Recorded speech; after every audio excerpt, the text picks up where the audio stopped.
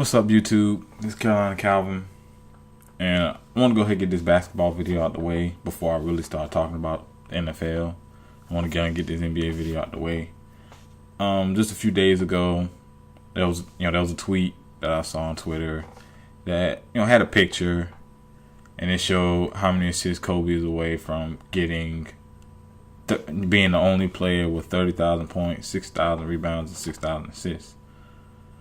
Now, okay, yeah, that's fine.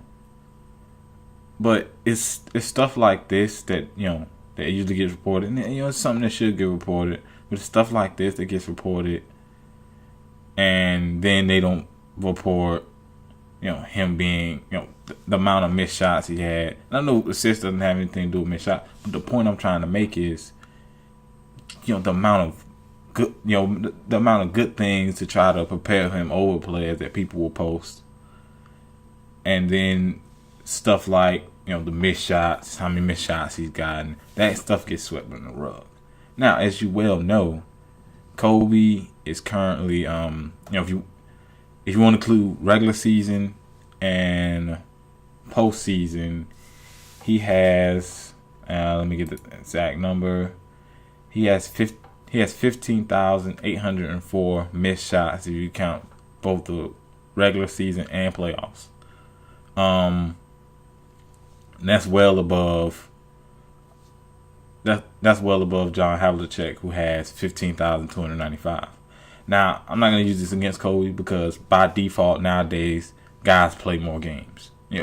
We know that pretty much every series is a seven.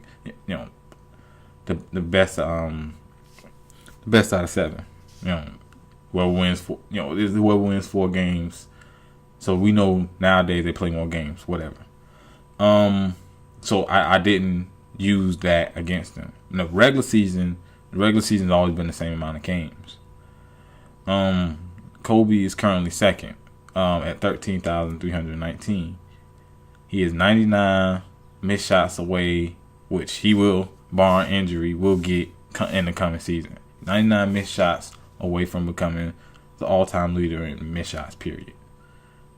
He's already the all-time leader in playoff missed shots. And playoff attempts, actually, too.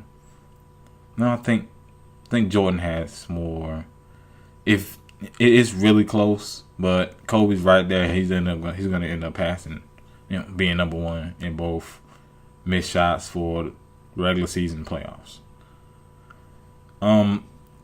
My whole point is, they report all the good stuff. They report when he passed Will. They're gonna report, whenever he passes Jordan, which he probably will. He's gonna play to do that. They're gonna report whenever he passes Jordan, and then you got the fanboys who will take that and run with it without putting it into perspective. Kobe has played more games. He's played more minutes. He's up to this point has taken less shots and missed more, and he's still 1,000 and something odd points away from surpassing Jordan, and he already has more missed shots. So by the time he passes him, he'll be well over the all-time missed shots leader, who is currently John Havlicek. That's the thing that no one ever puts into perspective. They always throw out, he 30,000 points is a great feat. I don't care how you look at it. I mean, the guy's been playing, going on to his 18th season. Of course, we know he didn't play much last year and played about 6 games. This year, I think he's gonna play more. He had the whole season to rest up and get back healthy. Man, he's not getting any younger.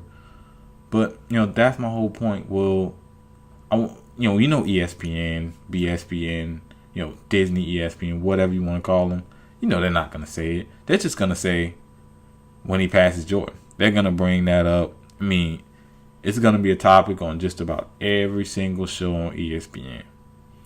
And it's going to be something that's going to be all over Twitter. But who's going to put it into perspective about the missed shots, the amount of games he's played, the amount of minutes he's played, Then you also have to include free throws, which I believe Kobe well over 9,000, and Jordan isn't even at 8,000 free throws. Now, I didn't give it an exact number because I don't know the exact number, but I know Kobe is well over 9,000, and Jordan's not even at 8,000 free throws. So you got to count, free throw. I believe it's free throws attempted, and those guys are around 80 to 85%. So they're gonna make majority of their free throws. And that's pretty much all I wanted to say because I see it. I've seen that picture more than once. The first place I saw was Twitter. I've seen it on Facebook. I actually seen people talk about it in different basketball forums that I occasionally visit, and no, none of them have put it into perspective. You'll have a few people out of there, but at least 9 out of the 10 people who talk about it won't bring up some of the things I brought up in this video.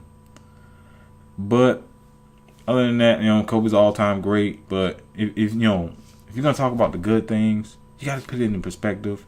Then you also gotta bring up if the amount of shots the guys missed. I mean, it's clear, it's up there, and you'll have people say, "Well, you gotta take shots."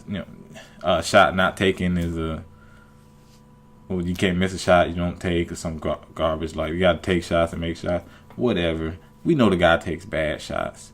You don't have to take every single damn shot. Now, they'll bring up guys like Jordan. They took a lot of shots. He took a lot of shots. Yeah, but he's shot in a relatively good percentage for most of his career. Kobe's had some seasons. I think his best season was at around 46, 47%. That was his best season. Jordan has had seasons well over 50%. So if you're making over half your shots, well, why not keep taking them? Because making over half your shots is not hurting your team. But that's all I want to talk about. Let me know down in the comment section. Did you know he was 99 missed attempts away from becoming the all-time leader? Will you even care about how many shots he's missed or anything like that, or just what do you think about Kobe Bryant as a player, not as a person? Because a lot of people don't like him as a person. What do you think about as a player? Hit that thumbs up button, subscribe. Thanks for watching.